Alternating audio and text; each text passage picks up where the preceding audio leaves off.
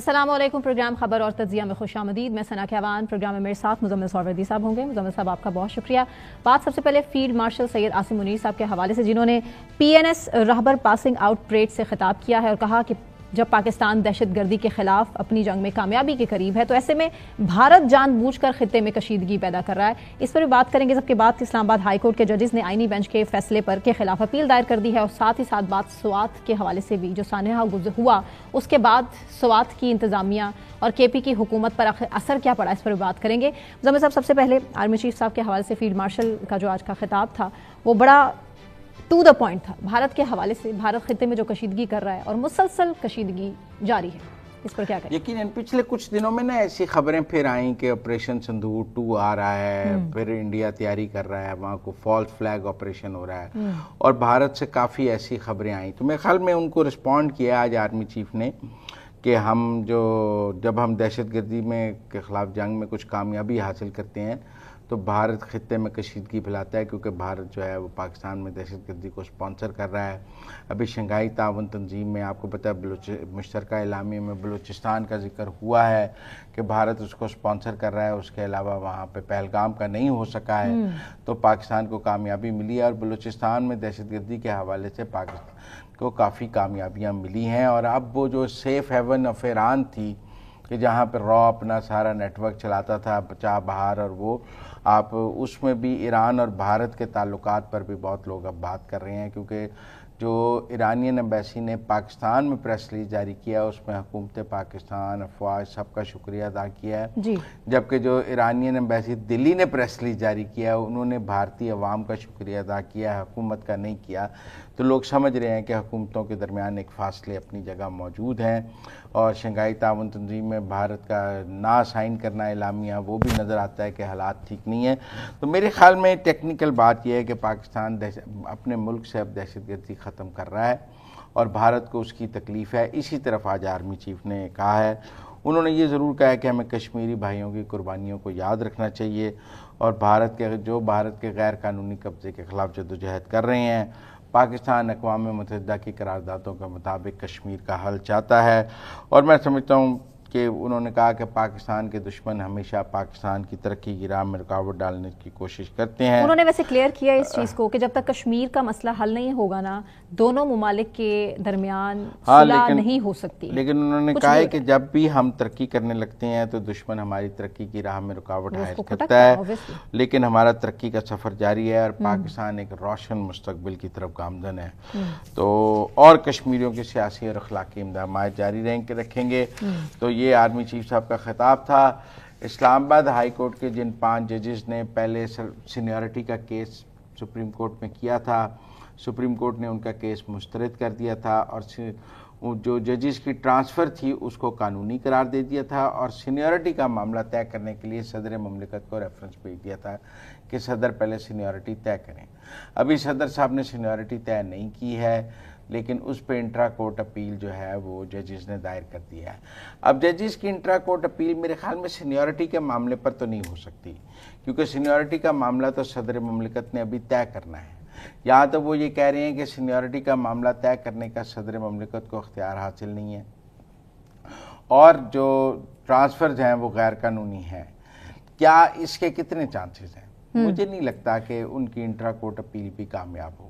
नजर तो यही है। मुझे लगता है जो जजेस का ट्रांसफ़र है, देखें एक जज के ट्रांसफ़र करने में 3 चीफ जस्टिस इन्वॉल्व होते हैं। सबसे पहली बात, पहले तो जिस जज ने ट्रांसफ़र होना है उसकी कॉन्सेंट ज़रूरी है। फिर जिस हाई कोर्ट से उसने ट्रांसफ़र होना है उस हाई कोर्ट के चीफ जस्टिस की कॉन्सेंट ज़रूरी है। फिर जिस हाई कोर्ट में उसने जाना है उस हाई कोर्ट के चीफ जस्टिस की कॉन्सेंट ज़रूरी है। उसके बाद चीफ जस्टिस पाकिस्तान की कॉन्सेंट ज़रूरी है, फिर जाके सदर पाकिस्तान उस ट्रांसफ़र को करते हैं। तो ये एक बड़ा कॉम्प्लिकेटेड प्रोसीजर है जजेस की ट्रांसफ़र का। ये कोई अफसरों की ट्रांसफ़र नहीं है कि चीफ सेक्रेटरी ने शाम को नोटिफिकेशन निकाल दिया, पुलिस की ट्रांसफ़र नहीं है कि IG ने शाम को नोटिफिकेशन निकाल के वो OST कर दिया। जजेस की ट्रांसफ़र है, इसका आइन में तरीक़ाकार है। मेरे ख्याल में उन्होंने जो ट्रांसफ़र के ख़िलाफ़ था, और मैं नहीं समझता कि ये जो 5 जजेस का ये मौक़िफ़ है कि जब जज ट्रांसफ़र होकर आए तो वो हलफ भी नया ले, ये तो बिल्कुल हो ही नहीं सकता कि वो नया हलफ हो। High court to high court transfer में नए हलफ की कोई गुंजाइश नहीं। लेकिन मेरे ख्याल में वो मामले को जिंदा रखना चाहते हैं। एक ये जो इस्लाम आईनी बेंच का फैसला है, उन्होंने उसको इंट्रा कोर्ट अपील की है, वो अभी अपना मामला जिंदा रखना चाहते हैं ताकि सरफराज जोगर साहब की चीफ जस्टिसशिप को कंट्रोवर्शियल रखा जाए और वो अपना मुकदमा जिंदा रखें। अब मेरे तो ख्याल में सदर मुमलिकत जब तक सीनियरिटी का मामला तय ना करें तब तक क्या ये इंट्रा कोर्ट अपील सुनी जाएगी, और अगर ये इंट्रा कोर्ट अपील सदर के तय किए बगैर सुनी जाएगी तो फिर वो नीचे वाला फैसला भी पूरी तरह उसको सस्पेंड करेंगे। असल में तो ये चाहते हैं कि नीचे वाला फैसला फ़ौरन सस्पेंड हो जाए, लेकिन मुझे वो भी नहीं नज़र आता कि वो फैसला सस्पेंड हो जाएगा। लेकिन इस्लामाबाद हाई कोर्ट के 5 जजेस ने जो हैं ये इकट्ठे हैं चीफ जस्टिस के खिलाफ। अब आइन में ऐसा कोई 6 जजेस भी इकट्ठे थे, आपको याद होगा। आइन में ऐसा कोई रास्ता मौजूद नहीं कि अगर आप अपने चीफ जस्टिस के खिलाफ इकट्ठे हो जाएं तो चीफ जस्टिस आपका कुछ कर सकता है, कुछ नहीं कर सकता। जज यूनियन बना लें, जज चीफ ये आइन के मुताबिक है, ये आइन के मुताबिक है। और कल का जो फैसला था मखसूस नशिस्तों का वो आइन के मुताबिक था, वो आइन के मुताबिक था, और ये आइन के खिलाफ। मंसूर अली शाह साहब का फैसला था वो आइन के मुताबिक नहीं था, उसमें री राइटिंग ऑफ द कॉन्स्टिट्यूशन थी, कॉन्स्टिट्यूशन से तजावुज किया गया था और कॉन्स्टिट्यूशन को वापस अपने फ्रेमवर्क में लाना इंपॉर्टेंट था। मेरे ख्याल में जो आईनी बेंच ने अब फैसला किया है, देखिए आईनी बेंच ने क्या फैसला किया है, उसने पेशावर हाईकोर्ट का फैसला बहाल किया। पेशावर हाईकोर्ट के लार्जर बेंच ने जो फैसला किया उसने उसको बहाल किया, और मंसूर अली शाह साहब ने उस फैसले के अंदर कॉन्स्टिट्यूशनल अपना अख्तियार ज्यादा इस्तेमाल किया, आइन से दिए गए अख्तियार से ज्यादा। उन्होंने वैलिड नुक्ता उठाया था ना, क्या सुन्नी इत्तेहाद कौंसिल के हवाले से जो हुकूमत भी बार बार एतराज उठाती है, और मखसूस नशिस्तों के फैसले में उन्हीं को सियासी फैसले करना नहीं है, पॉलिटिकल डिसीजंस नहीं है। जज ने रहना है आइन और कानून के अंदर, वो आइन और कानून के अंदर फैसले करेगा। उसके नजदीक ये नहीं है कि मैं कंप्लीट जस्टिस करूंगा, कंप्लीट जस्टिस के लिए वो आइन और कानून से बाहर नहीं जा सकता। मतलब ये मैं आपको बड़ी सिंपल बात बता दूं, उसके सामने जो मुल्ज़िम पेश है वो उसी का मुकदमा सुन सकता है। उसका ज़ाती नॉलेज होना कि फलां बंदा मुल्ज़िम है तो वो उसको फांसी नहीं दे सकता कि मैं कंप्लीट जस्टिस में, ये कत्ल असल में तो उसने किया था, मुझे पता था, लिहाजा मैंने उसको फांसी दे दी। नहीं, उसका केस उसके सामने नहीं है। हम मामले की जो असल वजह है उसको खोजने में इंटरेस्टेड नहीं है कि बल्ले का निशान छिना था जिसकी वजह से सुन्नी इत्तेहाद काउंसिल की जरूरत पड़ी थी, और आजाद उम्मीदवार क्यों आखिर उन्होंने इलेक्शन लड़ा था, और तहरीक इंसाफ को क्यों कॉर्नर किया जा रहा था। ये सारी चीजें इंटरलिंक्ड नहीं है। नहीं, इंटरलिंक्ड नहीं है। बल्ले का निशान पेशावर हाई कोर्ट ने भी छीना नहीं, छीना डायरेक्ट सुप्रीम कोर्ट ने छीन लिया। पहले इलेक्शन कमीशन ने कहा कि ये नहीं बनता, इंट्रा पार्टी इलेक्शन फ्रॉड है, फिर हाई कोर्ट ने कहा आपके इंट्रा पार्टी इलेक्शन फ्रॉड है, सुप्रीम कोर्ट ने तो तीसरी जगह जाके कहा कि ये फ्रॉड है। अगर एक पार्टी अपने इंट्रा पार्टी इलेक्शन ठीक नहीं करा सकती तो वो मुल्क के इलेक्शन लड़ने चल पड़ी है, पहले वो अपना तो इंट्रा पार्टी इलेक्शन करा लेना। किस सियासी जमात के इंट्रा पार्टी इलेक्शन आपको ठीक लगते हैं? हर सियासी जमात का इंट्रा पार्टी इलेक्शन, सब पर एतराज मौजूद है। नहीं, इलेक्शन कमीशन को वो नजर नहीं आते। अच्छा, आप मुझे जवाब देने दिया करें। बिल्कुल, टाइम एक्चुअली शॉर्ट है, हम सानिया स्वाद की तरफ भी जाएंगे। नहीं, मैं बताता हूँ ना, सवाल जाग करके तो नहीं जा सकेंगे, छोड़ ऐसे तो नहीं छोड़ दूंगा। जी जी जरूर, मुझे बताएं, जवाब दें। दूसरी सियासी जमातों के लिए वो कानून नहीं है, लेकिन तहरीक इंसाफ के लिए कानून है। इलेक्शन कमीशन आड़े खड़ा है, क्यों? इसलिए कि तहरीक इंसाफ ने अपना एक आइन बनाया, उस आइन के तहत उसने अपने इंट्रा पार्टी इलेक्शन कराने हैं।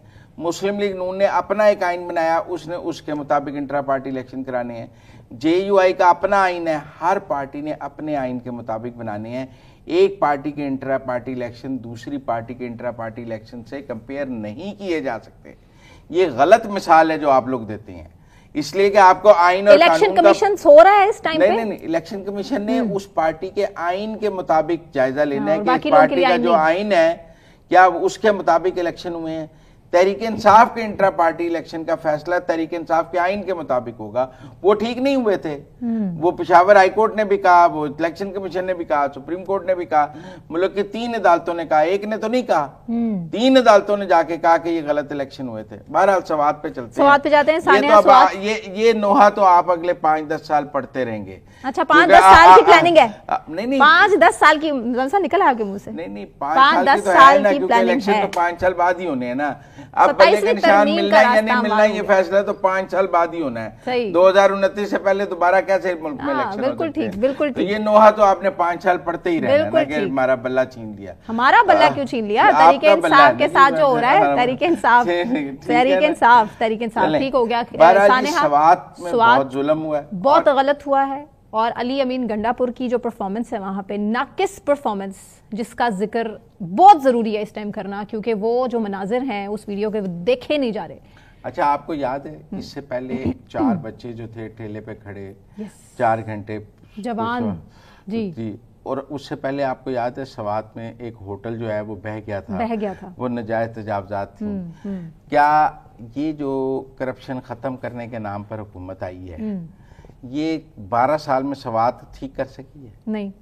बहुत से वहाँ पे मसाइल हैं जिनका कोई हल नहीं। तजावजात खत्म कर सकी है?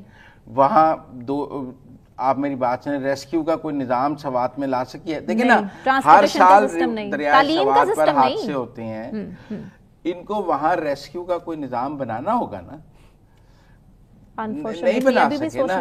ये रेस्क्यू की जो टीमें हैं केपीके की, ये अगर डी चौक पर चढ़ाई के लिए इस्तेमाल ना की जाएं, और ये जो रेस्क्यू की गाड़ियां और रेस्क्यू के लोग हैं उनके जरिए डी चौक पर चढ़ाई ना की जाए, तो उनको रेस्क्यू के काम पे लगाया जाए।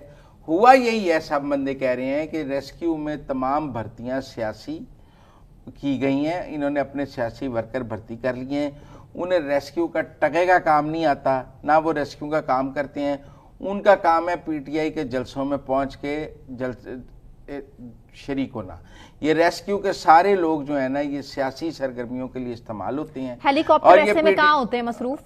हेलीकॉप्टर कहाँ मसरूफ? गंडापुर के होते हैं। मेरा मतलब सर्टेनली वो हेलीकॉप्टर केपी का मरियम नवाज के पास तो हो नहीं सकता, ना शहबाज शरीफ के पास हो सकता है। केपी का हेलीकॉप्टर केपी के वजीर आला के पास हो सकता है, मेरा मतलब है वो किसी और के पास तो हो नहीं सकता, अगर वो लोगों की जान बचाने के लिए नहीं भेजना चाहता। अच्छा, वो आपको पता है पंजाब ने जब एयर एम्बुलेंस बनाई थी तो उन्होंने मुकाबले पे एयर एम्बुलेंस बना दी थी, और वो कहाँ है? हाँ। वैसे पंजाब टेक्निकल बात यह है कि दरियाए सवात पर लोगों को रेस्क्यू करने का कोई निजाम ही मौजूद नहीं है, और हर साल हम देखते हैं, हर साल ये हादसे होते हैं, हर साल ये 12 साल से पीटीआई की हुकूमत है, 12 साल से हादसे हो रहे हैं, 12 साल से बेइज्जती है। वो वजीर आला कहता है मैंने तो तंबू नहीं देने। भाई तूने तंबू नहीं देने तो तंबू लेने के लिए वजीर आला बना हुआ है। ये बेहिसी मेरा मतलब है कि ये चॉइसेस हैं। मतलब आपने लवाहिकीन को 15 लाख रुपए फीकस का ऐलान किया, तो इसका मतलब आपकी जिम्मेदारी मुकम्मल हो जाती है? नहीं होती। बात सुने ना, ये कप्तान की चॉइस है, ये वजीर आला, ये कप्तान की चॉइस है जो कहता है मैं मरने वाले लोगों को मैंने तंबू देने थे। आप बताएं, ये पीटीआई की चॉइस है ना, इस पर पीटीआई से सवाल करना चाहिए ना कि ये आपने वजीर आला लगाया। जब इमरान खान ओहदे से फारिग करते हैं तो आप लोग कहते हैं कि यू टर्न ले लिया, इनको तो आप करें ना फारिग। अच्छा, ये जाने दिया हुई है ना, वो ट्वीट करे कि इनको हम पार्टी से फारिग करते हैं, ये इस्तीफा दें। बजट मंजूर करा दिया है, वो उनके खिलाफ फिलहाल खामोश है। ये इंसानी जानों का मामला है। बिलावल भुट्टो, जरदारी, फवाद चौधरी, जाते जाते इस पर भी आखिरी कमेंट मेरे ख्याल में बिलावल का पॉइंट वैलिड है कि सिंधु जो है ना वो एक सिविलाइजेशन का नाम है, वो इंडस रिवर सिविलाइजेशन का नाम है, वो कोई सिंधु देश का नाम नहीं है। फवाद चौधरी साहब ने कहा कि वो सिंधु देश बनाने लगे हैं, जीएम सैयद के साथ मिल गए हैं। मेरे ख्याल में फवाद चौधरी साहब को ऐसी बात नहीं करनी चाहिए। जो सिंधु लफ्ज है ना, ये इंडस, मेरे ख्याल में उसको जो तारीख के तनाजुर में बिलावल साहब ने ठीक बयान किया है। और फवाद साहब को जो है ना स्पिन डॉक्ट्राइन के खुद को बादशाह समझते हैं, लेकिन अब वो समझें कि उनके पीछे पीटीआई की ताकत नहीं है, he is an isolated man. इसीलिए बिलावल साहब ने उन्हें इडियट भी लिखा है, तो अब उनके पास कोई जमात नहीं है जो उनका साथ दे सके। बात गलत लिखी, मेरे ख्याल में फवाद चौधरी साहब की बात गलत थी। बिल्कुल ठीक है, ब्रेक लेते हैं, ब्रेक से वापस आने के बाद कंटिन्यू करेंगे हमारे साथ।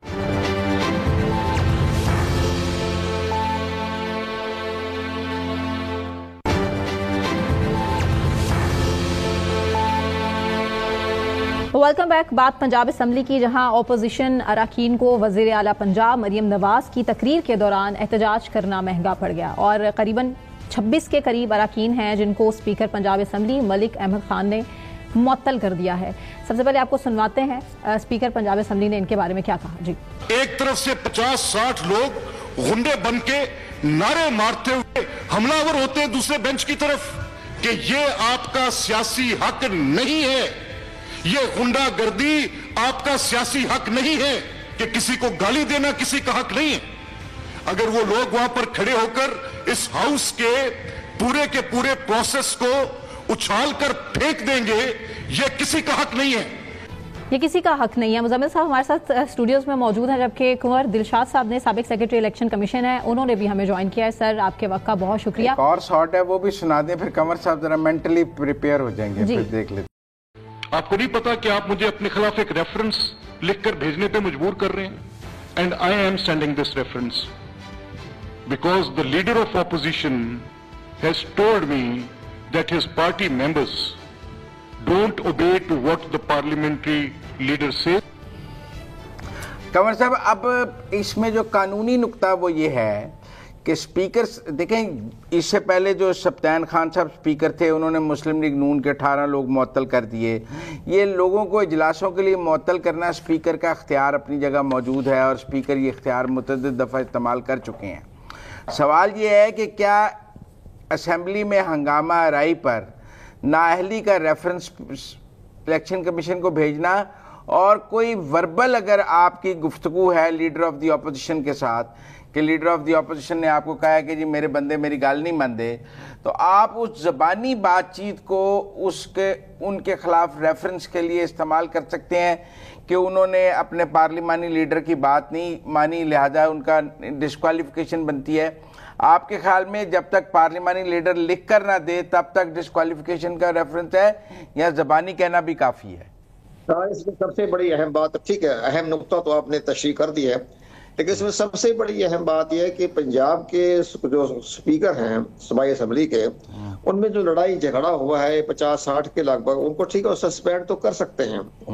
3 दिन का सस्पेंड भी होता है, 1 हफ्ते का भी होता है, 1 महीने का भी होता है। सस्पेंड तो करने के इख्तियारात हैं स्पीकर को सूबाई असम्बली के पास, लेकिन वो जब ये सुबह जब मंडे को ये अदालतों में जाएंगे तो पहली पेशी में ही अदालत उनके स्पीकर के फैसले को कलम करार दे देगी। तो लड़ाई झगड़े होना सूबाई असम्बली का, कौमी असम्बली में, सेनेट में, ये एक इंटरनेशनल रवायत है।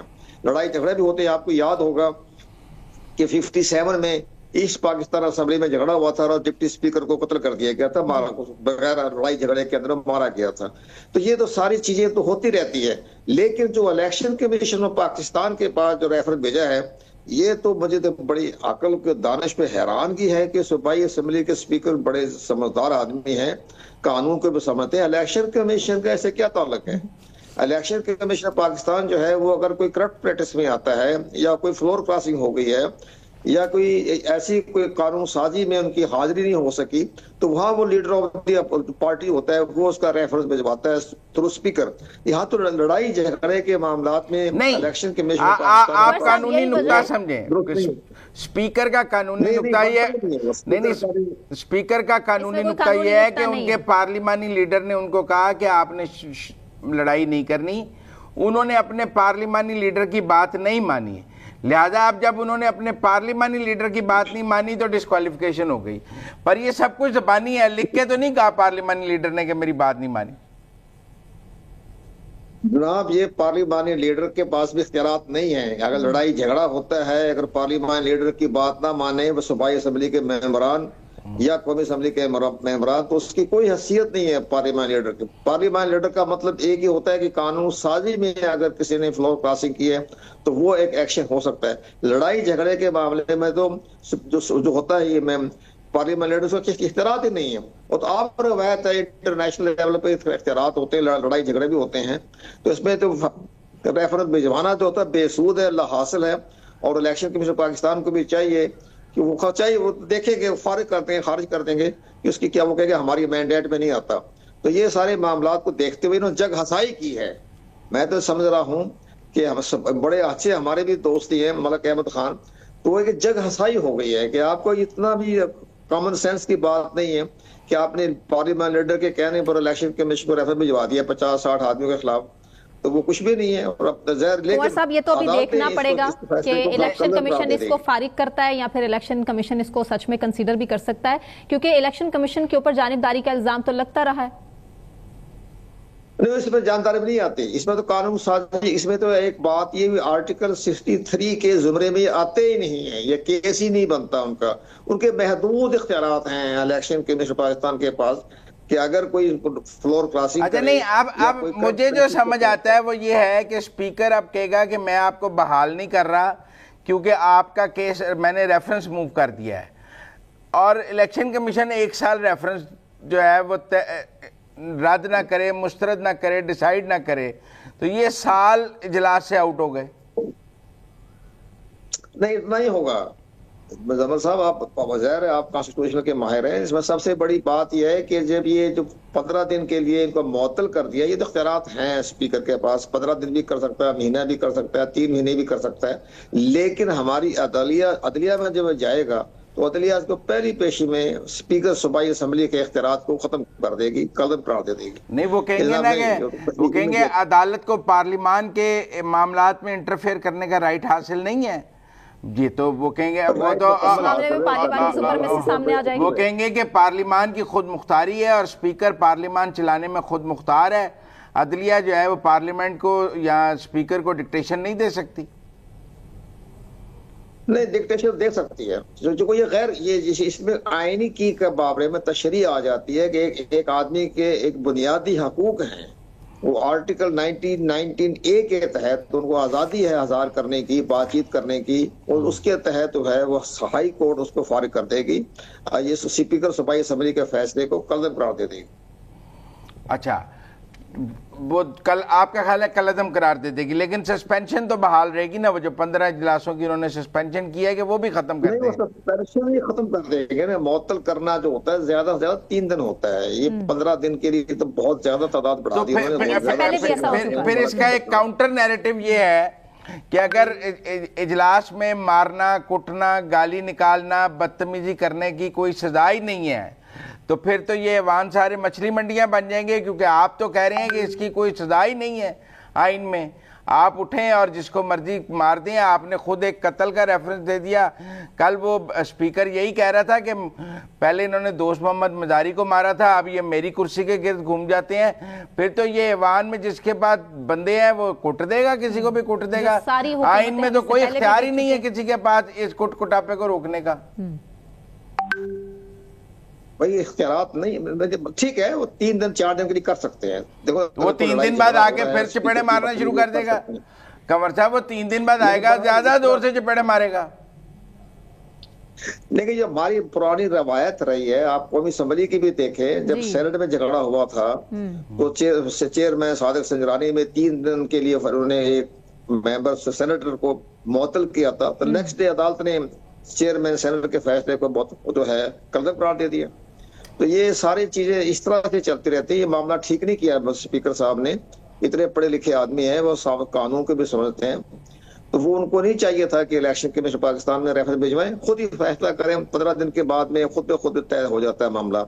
तो मुअत्तल करना 3 दिन के लिए, 10 दिन के लिए, तो ये इतना बड़ा ज्यादा केस नहीं था। लड़ाई झगड़े होते रहते हैं पार्लियामेंट के अंदर, और अपोजिशन का तो काम है इख्तिलाफ राय रखना, चाहे वो कोई भी हुकूमत हो, कोई भी अपोजिशन में हो, कोई भी सियासी जमात। देखो ना, ये तकसीक है, मलिक अहमद खान ने देखा वो पार्टी के नहीं, पर मैं हिस्ट्री देख रहा था कि 24 अक्टूबर 2022 को जो पीटीआई के स्पीकर थे सफ्तान खान साहब, उन्होंने इन्हीं बातों पर मुस्लिम लीग नून के 18 असेंबली अरकान को मुअत्तल कर दिया था, और उन्होंने कहा था कि इन्होंने चूंकि असेंबली में गालम गलूज किया है, लड़ाई की है, लिहाजा महीने अटका। लिहाजा पीटीआई का ये केस तो नहीं है कि मुअत्तल नहीं करना चाहिए, वो खुद भी मुअत्तल करती रही है लोगों को। हाँ, ये होता रहा, आप सारा पार्लियामेंट के सिस्टम को देखा है, हमने भी देखा है, लड़ाई झगड़े होते रहते हैं। इस तरह से नहीं होता कि आप ठीक है 15 दिन के लिए कर दिया, कोई मसला नहीं है, लेकिन मसला ये है, सबसे बड़ी अहम बात यह है कि इलेक्शन कमीशन पाकिस्तान को जो रेफरेंस भेजा है, ये जगह सही हो जाएगी। उसके लिए इलेक्शन कमीशन के पास कोई इख्तियारात नहीं है, उनके पास महदूद इख्तियारात है। उसकी तशरीह कर दी है, आर्टिकल 63(1)(2) के नीचे आ गया है, 3 लाइनें लिखी हुई है कि इसमें अगर कोई आता है तो वो रेफरेंस इलेक्शन कमीशन पाकिस्तान को जा सकता है। लेकिन ये नहीं होता कि आप 15 दिन की लड़ाई झगड़े फसादात हों और वो इलेक्शन कमीशन को रेफरेंस भिजवा दें, तो ये नहीं बनता। ये तो खुद भी 15 दिन के लिए करते हैं, 20 दिन के लिए करते हैं, महीने के लिए करते हैं, 3 महीने के लिए करते हैं, वो तो इख्तियारात हैं स्पीकर के पास। लेकिन बाकी अदलिया देखती है कि इसमें जान कितनी है, वेट कितना है, वजन कितना है, वो फैसला अदलिया करती है। लेकिन स्पीकर के पास इख्तियारात हैं 3 दिन के लिए, 1 महीने के लिए, 15 दिन के लिए। इंडिया में हुआ है, इंडिया में जो नरेंद्र मोदी ने राहुल गांधी को 3 महीने के लिए सस्पेंड कर दिया था जी इंडियन पार्लियामेंट में ऐवान जरिए से। उसने जो बदतमीजी की थी उसने भी 3 महीने के लिए राहुल गांधी को भी उन्मूलन कर दिया था, लेकिन बाद में अदलिया ने बहाल कर दिया है। बिल्कुल ठीक है, बहुत शुक्रिया कमर दिलशाद साहब। अब देखना यही मुजम्मिल साहब के क्या सरप्राइज आता है इलेक्शन कमीशन की तरफ से। नहीं, मेरे ख्याल में इतना कॉन्फिडेंट नहीं, मेरे ख्याल में इलेक्शन कमीशन इसको डिसमिस कर स्पीकर पंजाब असेंबली का डिसमिस कर देगा। वो ठीक बात करें, कानूनी तौर पे स्पीकर का अख्तियार नहीं है। और नहीं, ये क्या वैसे डराने की कोशिश की जा रही थी तरीके से? हाँ, डराने की कोशिश की जा रही थी। पैर मारा है, डराने की कोशिश की है कि आप लोग बदतमीजी करेंगे तो फिर मैं नाली का रेफरेंस। देखिए, मैं आपको एक बात बताऊं, जो बात आपने की ना, खदशा तो है ना इलेक्शन कमीशन मान जाना जाए। अगर उसने डिस्क्वालीफाई कर दिया तो लोग डरेंगे तो सही ना। चलो देखते हैं, इलेक्शन कमीशन में हेयरिंग होगी, क्या करते वहाँ वो अंडरटेकिंग ले लेंगे कि आप आइंदा बदतमीजी नहीं करेंगे। क्या चाहती पंजाब हुकूमत की? ओपोजिशन भी मिक्स, वही जो पीटीआई चाहती हुकूमत के साथ साथ चल के अच्छा सब अच्छा है। जो सब्तान खान साहब चाहते थे जब उन्होंने 18 मुस्लिम लीग नून के एमपी मुअत्तल, वो इलेक्शन कमीशन में चले गए थे। नहीं, उन्होंने धमकी दे दी थी। नहीं, तब तो खैर हुकूमत ही खत्म हो गई थी ना, आखिरी इजलास था। लेकिन मेरा ये जाती तौर पर ख्याल है कि कहीं ना कहीं असेंबली का कोड ऑफ कंडक्ट तय होना चाहिए। ये जो हमारी असेंबलियां मछली मंडी बन गई है, यू नेवर नो कि एक नई कानून साजी बन जाए। 27वीं तरमीम आने वाली है। हाँ, हो सकता है कि आपकी ये बात भी कानून में पड़ जाए। हाँ, और जल्दी कोई एक फैसला सामने आ जाए। हाँ, आप अपनी बात कंप्लीट करें, मैं फिर ब्रेक की तरफ जाती हूं। मेरा ये जाती तौर पर ख्याल है कि असेंबली में आपको पार्लिमानी रिवायात और बदतमीजी, गालम गलूच, हाथापाई का कोई ना कोई ऐसी सज़ा ज़रूर होनी चाहिए जो अरकान असेंबली को एक कोड ऑफ कंडक्ट का बनाए। अब देखें ना, वो सही बात कर रहा है मलिक अहमद खान के, कोई भी फिनांस मिनिस्टर अब बजट तकरीर ही नहीं सुना सकता। उसके इर्द गिर्द जब तक उसके 20 MP या MNA नहीं खड़े होंगे, आप उसकी कापियाँ फाड़ देते हैं, आप उसका गिरबान पकड़ लेते हैं। कौमी असम्बली में भी औरंगजेब साहब के इर्द गिर्द हसार बना हुआ था और अपोजिशन उन पर झपट रही थी। पंजाब असेंबली में भी ऐसे था। तो टेक्निकल बात यह है कि ना बजट पेश हो सकता है, ना कोई बंदा तकरीर कर सकता है, ना कोई बात हो सकती है। तो कोई ना कोई कोड ऑफ कॉन्डक्ट इस पार्लियामेंट को चलाने के लिए बनाना पड़ेगा। इस तरह ये पार्लियामेंट और ये पार्लिमानी निज़ाम चलाना बड़ा मुश्किल है। बिल्कुल ठीक है, ब्रेक लेते हैं। ब्रेक से वापस आने के बाद कंटिन्यू करेंगे बात सिंतास मुआहदे की करेंगे। हमारे साथ रहिए।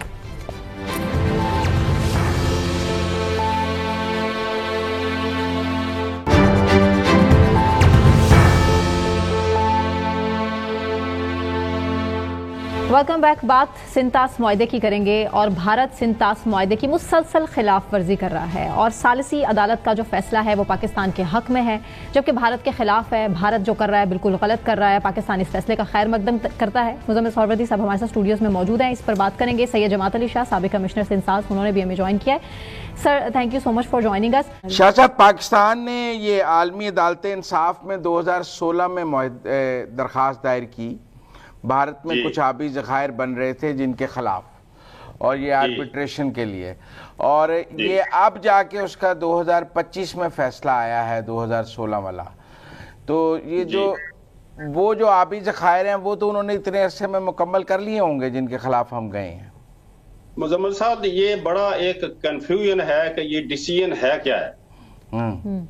ये डिसीजन है कि 2016 में पाकिस्तान ने किशन गंगा और रतले डैम पर वर्ल्ड बैंक को रिक्वेस्ट की थी कोर्ट ऑफ आर्बिट्रेशन बनाने के लिए जी।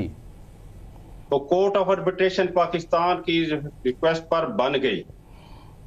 तो इंडिया ने उसने कहा जी मैं तो इसमें शामिल नहीं होगा। तो उन्होंने अपने 2 आर्बिट्रेटर भी इसमें नहीं दिए थे, वगरना 7 मेंबर कोर्ट ऑफ आर्बिट्रेशन होती है। 2 पाकिस्तान के हैं, 3 जो है मुख्तलिफ इदारे देते हैं और 2 दोनों पार्टियां देती हैं, इसलिए 7 होते हैं।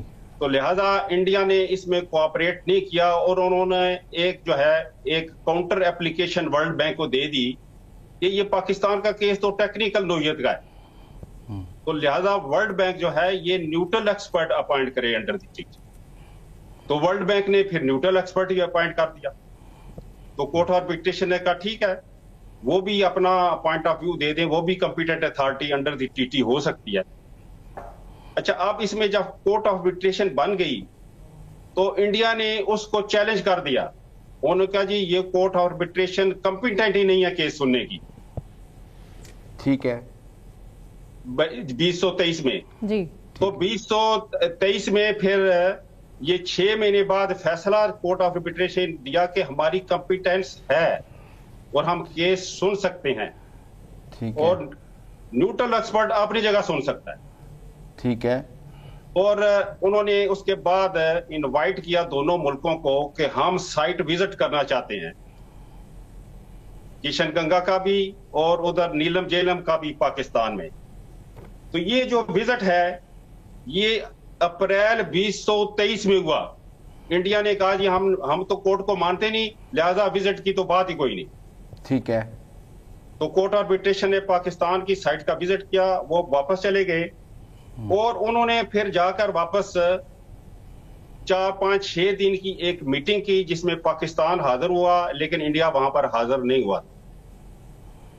ठीक है। जहां तक अच्छा, उसके पैरेलल जो न्यूट्रल एक्सपर्ट का केस था उसमें इंडिया भी आया, पाकिस्तान भी आया, उसकी 2 दौर हो चुके हैं। ठीक है। ठीक है। अब आप समझ आने के लिए कि कोर्ट आर्बिट्रेशन अपनी जगह चल रही है लेकिन इंडिया उसमें कोऑपरेट नहीं कर रहा। न्यूट्रल एक्सपर्ट केस अपनी जगह सुन रहा है, उसमें दोनों कोऑपरेट कर रहे हैं, इशू एक ही है। अच्छा, अब ये हुआ है जो मौजूदा सूरत हाल हुई है, ये जो हेल्ड एंड अबेस वाला, तो उस पर कोर्ट आर्बिट्रेशन ने दोनों मुल्कों को लिखा है कि मौजूदा सूरत हाल के तहत कोई फर्क तो नहीं पड़ता आपके माइंडसेट में या आपका ये जो केसेस है। तो उस पर पाकिस्तान ने अपना जवाब जो है ये जमा करा दिया 11 जून को। इंडिया ने नहीं करवाया। पाकिस्तान ने ये कहा है कि ये हेल्ड एंड अबेस की कोई गुंजाइश नहीं है, ना टीटी इसको अट्रैक्ट करती है, ना वियना कन्वेंशन इसको जो है वो करता है कि इसमें कोई ऐसी चीज है, ना आईसीजे की कोई डिसीजन या कोई भी फोरम ये नहीं कहता कि यूनिलेटरली कोई भी टीटी से बाहर आ सकता है या हेल्ड एंड अबेस कर सकता है या सस्पेंशन कर सकता है। ठीक है। ठीक है।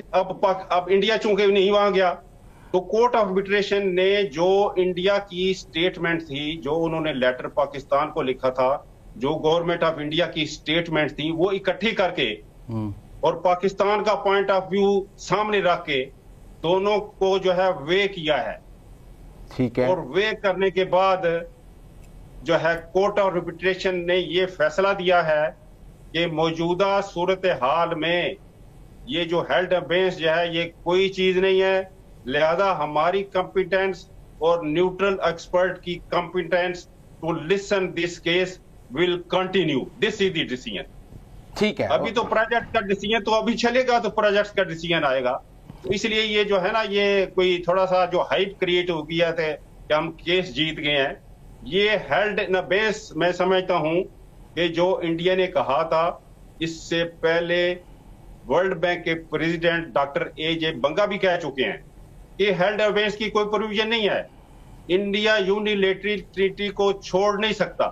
तो अब इस पर ये मोर सबत हो गई है कोर्ट ऑफ आर्बिट्रेशन जो हमारा केस सुन रही थी कि हेल्ड अबेस की कोई हैसियत नहीं है, हमारी कॉम्पिटेंस पे ज्यादा कोई फर्क नहीं आता, हम इस केस को सुनेंगे और मेरिट पर फैसला भी देंगे। ये बात हुई। पर देखें ना, 2016 से ये चल रहा है, 2025 आ गए हैं, और कितने साल कोर्ट ऑफ आर्बिट्रेशन इसको डिसाइड करने में ले सकती है? देखें जी, यही तो है ना कि टैक्टिक्स जो होती हैं ना ये अप्लाई करती हैं एक दूसरे के खिलाफ, तो डिलेइंग टैक्टिक्स जो होती हैं। और दूसरा ये भी है कि जो ये कोर्ट ऑफ आर्बिट्रेशन है ये भी तो बहुत बड़ी ब्यूरोक्रेसी है, ये भी चीजों को जो है इमीडिएटली डिसाइड तो नहीं करती। ये एक फैसला करती हैं, उसके बाद मीटिंग के बाद 6 महीने साल बाद मीटिंग होती है। तो इनको तो प्रॉम्प्टली इन चीजों का डिसीजन करना चाहिए। और उससे सबसे जो मैं समझता हूँ एक मुख्तलिफ बात यह होगी कि लेट्स सपोज इंडिया अगर कोर्ट ऑफ आर्बिट्रेशन में कोऑपरेट नहीं कर रहा और अगर कोर्ट ऑफ आर्बिट्रेशन पाकिस्तान के हक में फैसला देती है तो उसको कौन इंप्लीमेंट करवाएगा? क्योंकि इंडिया ने तो रिफ्यूज कर दिया है कि हम तो आपकी कोई बात सुनने को तैयार नहीं है। तो डायलेमा तो क्रिएट हो गया। तो वर्ल्ड बैंक के पास कोई ऐसी पावर मौजूद नहीं है कि वो इंडिया को कंपेल कर सके कि वो उसका डिसीजन माने। देखिए जी, ट्रीटी में ये लिखा हुआ है कि decision by the neutral expert और कोर्ट और arbitration will be binding on both the parties. इससे आगे जो है, इससे आगे वो इम्प्लीमेंटेशन कैसे करा सकते हैं? उसमें ये होता है कि फर्ज करें कोर्ट ऑफ आर्बिट्रेशन जो है ये वर्ल्ड बैंक को कहती है कि ये हमारा डिसीजन था, इंडिया ने इंप्लीमेंट करने से इनकार कर दिया है, तो Pakistan can go to the other forum कि इसका डिसीजन इंप्लीमेंट करवाया जाए। They can go to UN security council, ये पानी का इशू है तो ये हमारे लिए तो लाइफ एंड डेथ का मसला है, तो इस पर प्रेशर डालें। अमूमन यही होता है कि जो लोग कोर्ट्स की बातें नहीं मानते, इंटरनेशनल कोर्ट्स की, उन पर वो सैंक्शन लगाई जाती हैं। तो अभी आई डोंट नो कि ये इदारे जो हैं आफ्टर और जो न्यूट्रल एक्सपर्ट है, how long will it take? Neutral expert भी जो है महिला, ये अभी इसकी 2 हियरिंग हुई हैं। अभी पाकिस्तान, इंडिया ने पहले केस दिया था, पाकिस्तान ने काउंटर केस दिया है, उसको वो स्टडी कर रहे हैं। उसके बाद वो कोई मीटिंग महिला ये कॉल करेंगे, शायद कोई एक्सपेक्टेड था, शायद अगस्त में उन्होंने न्यूट्रल एक्सपर्ट ने जो है ये मीटिंग कॉल करनी है। उस दरमियान में ये सूरत हाल आ गई, लेकिन ये अब क्लियर हो गया कि इनकी कंपिटेंस अपनी जगह पर बहाल रहती है, लिहाजा ये दोनों केस जो है ना पाकिस्तान का सुनेंगे। दूसरी जो बात आप फरमा रहे थे कि किशन गंगा प्रोजेक्ट तो 2013 में ऑलरेडी कंप्लीट हो चुका है जी हाँ, और रतले जो है वो तकरीबन 30 या 50% के जो है वो करीब है, या ये भी 26-27 में मुकम्मल होने वाला है जी। तो ये प्रोजेक्ट जो है ड्यूरिंग दिस प्रोसेस फेट अकम्पली हो जाते हैं। तो सबसे जो है ना ये फिर उसका तरीकाकार क्या है? अगर इनको इलीगल करार दिया जाता है या अगेंस्ट द ट्रीटी करार दिया जाता है तो फिर क्या होगा? इनको डिमोलिश किया जाएगा, कॉम्पनसेशन होगी, क्या होगा? तो उसमें तो फिर देखें जी, उसमें तो फिर एक दोबारा इन चीजों को रिव्यू करना पड़ेगा ना कि पाकिस्तान इसको कैसे लेता है, क्या प्रेशराइज करता है, क्योंकि इनकी डिसीजन अगर फाइनल है तो अगर वो इम्प्लीमेंट नहीं होते तो ट्रीटी तो वैसे ही डाइल्यूट होगी, खत्म होगी, उसको हेल्ड इन अबेयंस करने की जरूरत ही कोई नहीं। और वैसे भी 4-5 सालों से ना इंडिया को हमें डाटा दे रहा था, ना इंफॉर्मेशन दे रहा था, ना मीटिंग कर रहा था, ना साइट इंस्पेक्शन करवा रहा था। तो ऑन ग्राउंड तो टीटी वैसे ही डाइल्यूट हो चुकी थी, लेकिन उन्होंने ये जो टैक्टिक्स चली है हेल्ड इन अबेयंस वाली, ये इसलिए चली है कि इनको किसी लीगल लोगों ने बताया है if you go into held in abeyance तो फिर आप टीटी के खिलाफ प्रोजेक्ट्स बना सकते हैं, आप उसका पानी में कुछ स्टोरेज ऐसे बना दें या पानी डाइवर्ट कर लें। तो मैं समझता हूँ ये इनकी बहुत बड़ी मकारी है और आई डोंट नो इसको कहाँ तक जो है ना ये बात खत्म होगी। लेकिन मैं समझता हूँ कि अभी तक जो यूएसए के प्रेसिडेंट ने कहा था कि हम इनकी न्यूट्रल प्लेस पर मीटिंग करवाएंगे, तो उसमें भी मुझे नहीं लगता कि इंडिया जो है वो नहीं। अब ये सवाल अपनी जगह मौजूद है कि जब आर्बिट्रेशन कोर्ट ने कहा कि हेल्ड इन अबेयंस इंडिया का करना कोई कानूनी हैसियत नहीं रखता, तो आज से इंटरनेशनली तो फिर हेल्ड इन अबेयंस खत्म हो गया ना। देखिए जी, पाकिस्तान का पॉइंट ऑफ व्यू तो पहले ही था कि ये हेल्ड इन अबेयंस नहीं है, क्योंकि इंडियन सेक्रेटरी वाटर रिसोर्सेज का लेटर लिखना पाकिस्तान के टेक्निकल सेक्रेटरी को, इट मींस के लेटर भी अंडर दी टीटी आ रहा है ना। ठीक है जी, तो टीटी तो अपनी जगह पर थी, लेकिन हमें तो ग्राउंड रियलिटी से कर देना जी। अगर ग्राउंड रियलिटीज ये है कि इंडिया हमें इन्फॉर्मेशन नहीं दे रहा, हमें फ्लड में इन्फॉर्मेशन नहीं देगा, वो क्या प्रोजेक्ट बनाना चाहता है, वो क्या प्लान कर रहा है, वो कुछ नहीं देता, तो ग्राउंड पे तो हम जीरो है ना जी, वो यार टोटली इग्नोरेंट।